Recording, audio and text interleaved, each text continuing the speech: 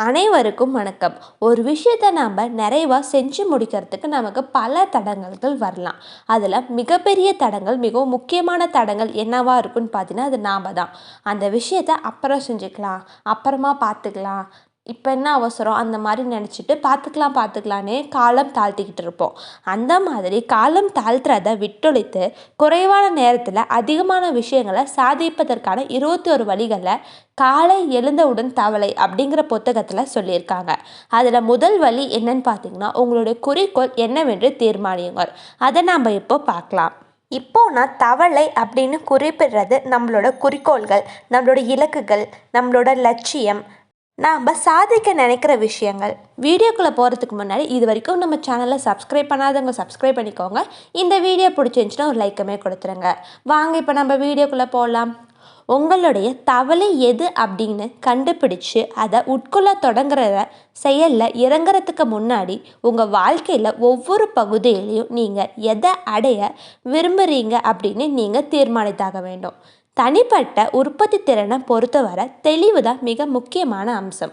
சிலர் மற்றவங்களை விட அதிகமான வேலைகளை விரைவாக செஞ்சு முடிப்பதற்கான முக்கிய காரணம் என்னன்னு பார்த்தீங்கன்னா, தங்களுடைய இலக்குகளையும் நோக்கங்களையும் அவங்க அறிந்திருப்பது, அவற்றிலிருந்து அவர்கள் விலகி செல்லாமல் இருப்பது தான். உங்களுக்கு என்ன வேண்டும் என்பதை குறித்தும் அதை அடையிறதுக்கு நீங்கள் மேற்கொள்ள வேண்டிய நடவடிக்கைகள் குறித்தும் உங்களுக்கு எவ்வளவு அதிக தெளிவு இருக்கிறதோ, காலம் தாழ்த்துறதுலேருந்து விடுபட்டு உங்கள் தவளையை உட்கொண்டு விட்டு உங்கள் முன்னாடி இருக்கிற வேலையை செஞ்சு முடிப்பது உங்களுக்கு அவ்வளவு அதிக சுலபமானதாக இருக்கும். காலம் தாழ்த்துவதற்கும் ஊக்கமின்மைக்குமான ஒரு முக்கிய காரணம், நீங்கள் எவற்றை எந்த வரிசைப்படி எதற்காக செய்ய முயற்சித்து கொண்டிருக்கிறீங்க அப்படிங்கிறத பற்றி ஒரு தெளிவு உங்களுக்கு இல்லாதது தான். இந்த பொதுவான பிரச்சனை உங்கள் வலிமை அனைத்தையும் கொண்டு நீங்கள் தவிர்த்தாக வேண்டும். உங்களுடைய முக்கிய இலக்குகள் மற்றும் வேலைகளை குறித்து மேலும் அதிக தெளிவை பெறுவதற்கு கடினமான முயற்சிப்பதன் மூலமாக நீங்கள் அதை செய்ய முடியும். வெற்றிக்கான ஒரு மாபெரும் விதிமுறை எழுத்துப்பூர்வமாக சிந்திக்கிறது தான். வெறும் 3% மக்கள் மட்டுமே தெளிவான எழுத்துப்பூர்வமான இலக்குகளை வச்சுருக்காங்க. ஒன்று அப்படி இல்லைன்னா அதற்கு மேலான கல்வி தகுதியையும் திறமையும் கொண்டுள்ள, ஆனால் ஏதேனும் காரணத்திற்காக தங்களுக்கு துல்லியமாக என்ன வேண்டும் என்பதை எழுதுவதற்கு ஒருபோதும் நேரம் எடுத்து கொண்டிராதவர்களோடு ஒப்பிடுகையில் இவர்கள் 5-10 மடங்கு அதிகமாக சாதிக்கிறாங்க.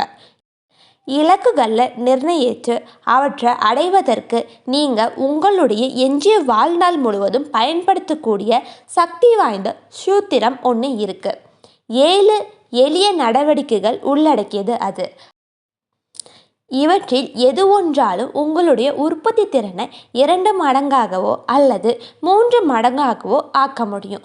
7 பகுதிகளை கொண்ட இந்த எளிய செயல்முறையை நீங்கள் வாழ்க்கையில் செயல்படுத்துவதன் மூலம் என்னிடம் பயின்றுள்ளவர்கள் பலர் தங்களுடைய வருமானத்தை ஒரு சில ஆண்டுகள்லேயோ அல்லது ஒரு சில மாதங்கள்லேயோ வெகுவாக அதிகரித்துள்ளார்கள் அப்படின்னு இந்த புத்தகத்தோட ஆசிரியர் கூறுறாரு. அந்த 7 வழிகள் என்னன்னு இப்போ நம்ம பார்க்கலாம். முதல் நடவடிக்கை, உங்களுக்கு துல்லியமாக என்ன வேண்டும் என்பதை தீர்மானிச்சுக்கோங்க.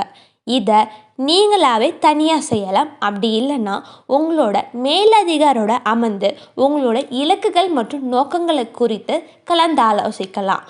உங்களிடமிருந்து எதிர்பார்க்கப்படுகின்ற விஷயங்கள் எவை என்பதும் எந்த முன்னுரிமைப்படி அவற்றை நீங்கள் செய்தாக வேண்டும் என்பது உங்களுக்கு தெளிவாக தெரியும் வர ஓயாதீங்க.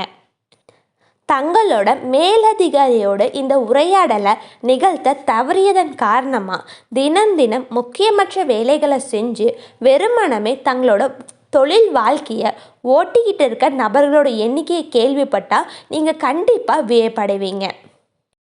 செய்யப்பட தேவையே இல்லாத ஒன்றை சிறப்பாக செய்வதின் நேரத்தை செலவிடுவது நேரத்தை மிக மோசமாக பயன்படுத்துவதற்கான வழிகளில் ஒன்று. நம்மளுடைய ஏணியானது சரியான சுவற்றின் மீது சாய்ந்திருக்கல அப்படின்னா நாம் எடுத்து வைக்கின்ற ஒவ்வொரு அடியும் நம்மளை தவறான இடத்திற்கு வேகமாக அழைத்து செல்லக்கூடிய ஒன்றாக மட்டும் இருக்கும். இரண்டாவது நடவடிக்கை, எழுதி கொள்ளுங்க. எழுத்துப்பூர்வமாக சிந்தியுங்க. நீங்கள் ஒரு இலக்கை எழுதி கொள்ளும்போது அதை நீங்கள் தெளிவுபடுத்துகிறீங்க, அதற்கு ஒரு வடிவம் கொடுக்குறீங்க. உங்களால் தொட்டு பார்க்கக்கூடிய ஒன்றை நீங்கள் உருவாக்குறீங்க. மறுபுறம் எழுதப்படாத ஒரு இலக்கோ அல்லது நோக்கமோ வெறுமனமே ஒரு ஆசையாவோ அல்லது கற்பனையாவே மட்டும்தான் இருக்கும். அதற்கு எந்த ஆற்றலுமே இருக்காது. எழுதப்படாத இலக்குகள் குழப்பத்திற்கும் தெளிவின்மைக்கும் ஒரு வழிவகுக்கும். தவறான திசையில் நம்மளை அழைத்து செல்லும். ஏராளமான தவறுகளை விளைவிக்கும். மூன்றாவது நடவடிக்கை, உங்களோட இலக்கிற்கு ஒரு காலக்கெடுவை நிர்ணயித்து கொள்ளுங்க. தேவைப்பட்டால் குறுகிய காலமாக அந்த காலக்கெடுவை நிர்ணயிச்சுக்கோங்க. ஒரு காலக்கெடு இல்லாத ஒரு இலக்கிற்கு அவ்வளவு முக்கியத்துவம் இருக்காது. அதற்கு ஒரு உண்மையான துவக்கமோ அல்லது முடிவோ இருக்காது. ஒரு திட்டவட்டமான காலக்கெடு நிர்ணயிக்கப்படாத பொறுப்புகளை நீங்கள் ஏற்றுக்கொள்ளும்போது இயல்பாக நீங்கள் காலம் தாழ்த்துவீங்க. குறிப்பிடத்தக்க அளவு எதையும் செஞ்சு முடிக்க மாட்டீங்க. நான்காவது நடவடிக்கை, உங்கள் இலக்கை அடைவதற்கு என்னவெல்லாம் செய்ய வேண்டும் அப்படின்னு உங்களுக்கு தோன்றுதோ அதை எல்லாற்றையும் பட்டியலிடுங்க. பிறகு புதிய யோசனைகள் உங்களுக்கு தோன்றும்போது அவற்றையும் உங்கள் பட்டியலில் சேர்த்துக்கோங்க. உங்கள் பட்டியல் முழுமை பெறும் வரை தொடர்ந்து அதை செதுக்கிக்கிட்டே இருங்க. ஒரு பட்டியலானது ஒரு பெரிய வேலை அல்லது நோக்கத்திற்கான காட்சி ரீதியான ஒரு வடிவத்தை கொடுக்குது. நீங்கள் ஓடுவதற்கான ஒரு தளத்தை அது உங்களுக்கு கொடுக்குது. உங்கள் இலக்குகளை நீங்கள் வரையறுத்துள்ள விதத்தின்படி, நீங்கள் நிர்ணயித்துள்ள காலக்கெடுவின்படி நீங்கள் அடைவதற்கான சாத்தியக்கூறுகளை அது கணிசமாக அதிகரிக்கும். ஐந்தாவது நடவடிக்கை, உங்கள் பட்டியலில் ஒரு திட்டமாக ஒழுங்கமைத்துக்கோங்க. அதில் உள்ளவற்றை முன்னுரிமைப்படி வரிசைப்படுத்தி பட்டியலிட்டுக்கோங்க. எது முதலில் செய்ய வேண்டும், எதை பின்னால் செய்ய வேண்டும் அப்படின்னு தீர்மானிப்பதற்கு ஒரு சில நிமிடங்களை எடுத்துக்கோங்க. கூடுதலாக உங்கள் திட்டத்தை ஒரு பெரிய தாளில் பல தொடர்ச்சியான கட்டங்கள் மற்றும் வட்டங்களின் வடிவில் வரைஞ்சி வச்சுக்கோங்க. கோடுகளையும் அம்புக்குறிகளையும் பயன்படுத்தி ஒரு நடவடிக்கைக்கும் இன்னொரு நடவடிக்கைக்கும் இடையிலான தொடர்பை விளக்கி காட்டுங்க. உங்கள் இலக்கை தனித்தனி நடவடிக்கைகளாக கூறு போட்டு கொள்ளும்போது அந்த இலக்கை அடைவதற்கு மிகவும் சுலபமானதாக ஆகிடும். எழுத்துப்பூர்வமான ஒரு இலக்கும் ஒழுங்கமைக்கப்பட்ட ஒரு செயல் திட்டமும் உங்களிடம் இருக்கும்போது தங்கள் இலக்குகள் வெறுமனமே தங்கள் மனதில் சுமந்து திரிகின்ற நபர்களை விட அதிக ஆக்கப்பூர்வமானதாகவும் அதிக செயல்திறன் கொண்டதாகவும் உங்களுக்கு விளங்கும். ஆறாவது நடவடிக்கை, உங்கள் திட்டத்தின் மீது உடனடியாக நடவடிக்கை எடுங்க. களத்தில் இறங்குங்க. எந்த ஒரு நடவடிக்கையும் மேற்கொள்ளப்படாத ஒரு பிரம்மாண்டமான திட்டத்தை விட தீவிரமாக செயல்படுத்தப்படுகின்ற ஒரு சராசரி திட்டம் பன்மடங்கு மேலானது. நீங்கள் எந்த வகையான வெற்றியை அடைய விரும்புகிறீங்க, செயல் நடவடிக்கை தான் எல்லாமே. ஏழாவது நடவடிக்கை, உங்களுடைய முக்கியமான இலக்கை நோக்கி உங்களை முன்னோக்கி அழைத்து செல்லக்கூடிய ஏதேனும் ஒன்றை தினமும் செய்வதில் உறுதி கொள்ளுங்க. இந்த நடவடிக்கையை உங்களோட அன்றாட வாழ்க்கையில் ஒரு பகுதியாக ஆக்கிக்கோங்க. எடுத்துக்காட்டாக ஒரு முக்கியமான விஷயம் குறித்து தகவலை திரட்டுவதற்கு தினமும் ஒரு குறிப்பிட்ட எண்ணிக்கையிலான புத்தகத்தை படிக்கப் போவதை நீங்கள் தீர்மானிக்கலாம். தினமும் ஒரு குறிப்பிட்ட எண்ணிக்கையிலான வாடிக்கையாளர்களை நீங்கள் சந்திக்கலாம். தினமும் ஒரு குறிப்பிட்ட நேரம் உடற்பயிற்சி நீங்கள் செய்யலாம். ஒரு அந்நிய மொழியை கற்கும்போது தினமும் ஒரு குறிப்பிட்ட எண்ணிக்கையிலான புதிய வார்த்தைகளை நீங்கள் கற்கலாம். உங்களோட நடவடிக்கை எதுவாக இருந்தாலும் சரி, ஒரு நாளை கூட நீங்கள் தவற விடக்கூடாது. தொடர்ந்து முன்னோக்கி உங்களை உந்தி தள்ளுங்க. நீங்கள் நகர தொடங்கிட்டீங்க அப்படின்னா தொடர்ந்து நகர்ந்து கொண்டே இருங்க. நீங்கள் உங்கள் இலக்குகளை அடைவதற்கான வேகத்தை அதிகரிப்பதற்கும் உங்களுடைய தனிப்பட்ட உற்பத்தி திறனை வெகுவாக மேம்படுத்துறதுக்கும் இந்த ஒரு ஒழுக்கம் மட்டுமே போதுமானது. இதுதான் அந்த 7 நடவடிக்கைகள். எழுத்துப்பூர்வமாக இலக்கின் சக்தியை இப்போ நம்ம பார்க்கலாம். தெளிவாக எழுதப்பட்டுள்ள இலக்குகள் உங்களோட சிந்தனையின் மீது ஒரு அற்புதமான தாக்கத்தை ஏற்படுத்தும். நீங்கள் செயலை இறங்குவதற்கு அவை உங்களை ஊக்கமும் உத்வேகமும் கொடுக்கும்.